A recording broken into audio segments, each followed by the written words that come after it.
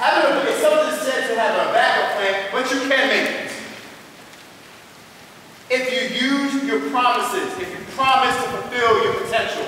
Now follow me. What are some things, who wants to share out some things about your potential? My man. You know the drill, brother. My potential, of course. And my potential is history. I can talk about it, I can learn about it. Basically, I can do everything with history. I love learning. That's my potential. I strive to be a black history professor. Good job, good job. Good job.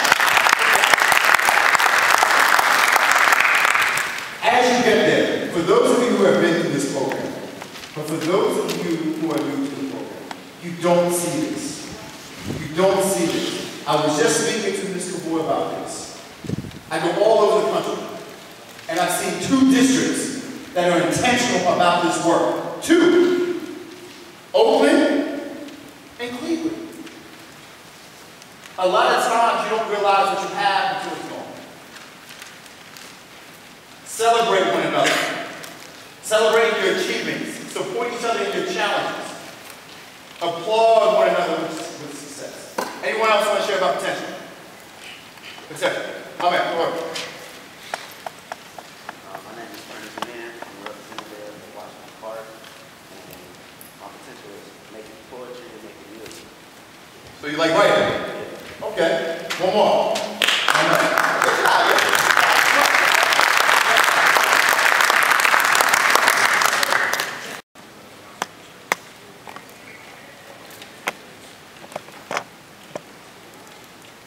Yeah.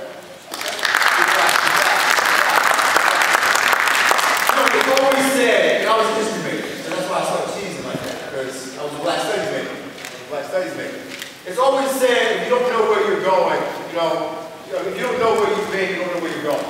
It's always said that. So understand your history, particularly the history with your schools and what it means. You said you go to MLK, right? To know what that means and to know the responsibility that carries when you walk in the door means something. Now let's go to promise. So potential is something that you're good at. Promise is what are you doing on a daily basis to fulfill your potential.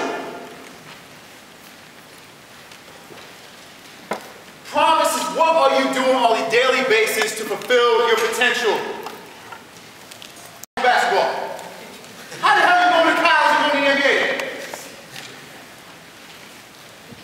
You might not go to New York or street ball or so many potential football players, but they can't even come to school to get on the book. There's a book out there. I'm going to drop a couple books on you. The language coordinators probably have heard about it.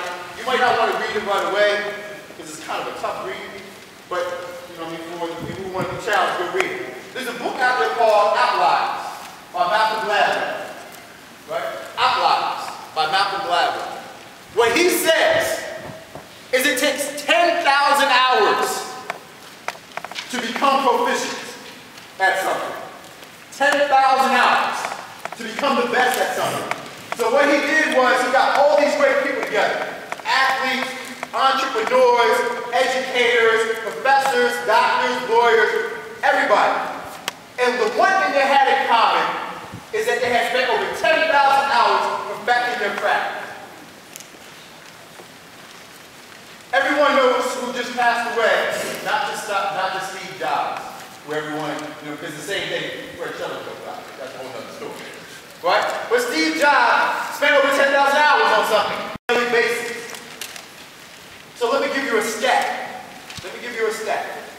The average Asian student in high school spends 33 hours a week studying. Average Asian student spends 33 hours a week studying. Because here's something that's unique. Y'all in CTAG. Closing the achievement gap. Right?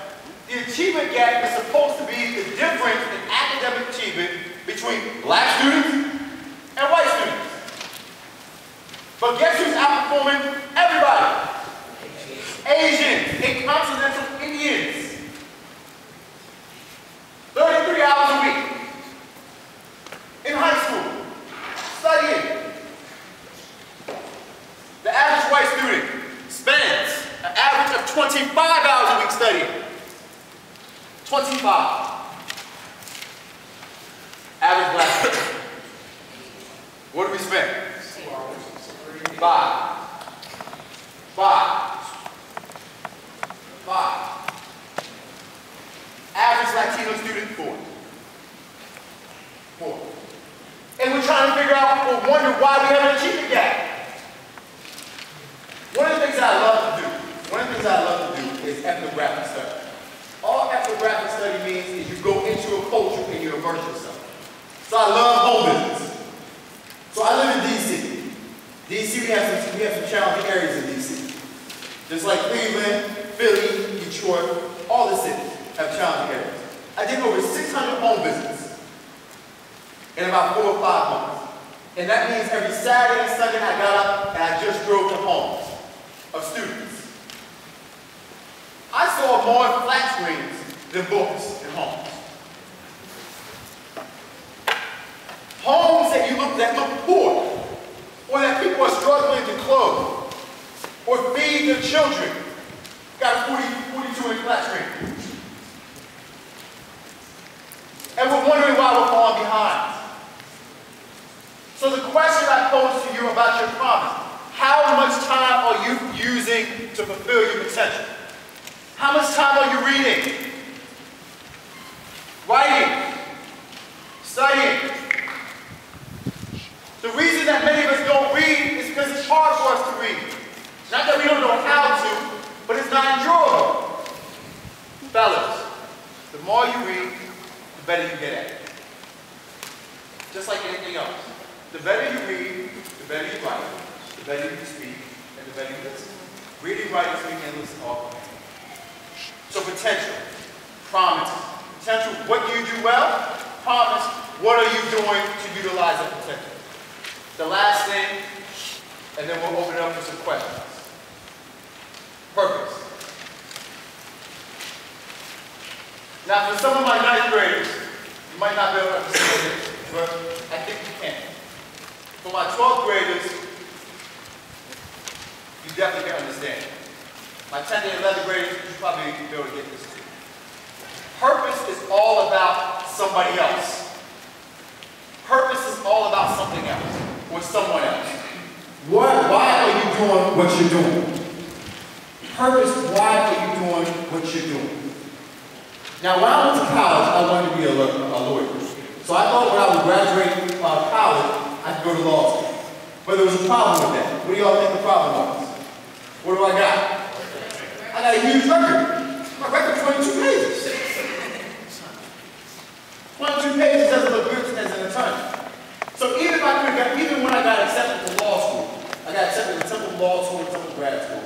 Even if I would have graduated law school, I was not going to go to basketball. So it didn't make any sense. So it wasn't a good purpose. My purpose now, 2 things. Because I'm an old man. I'm an old man.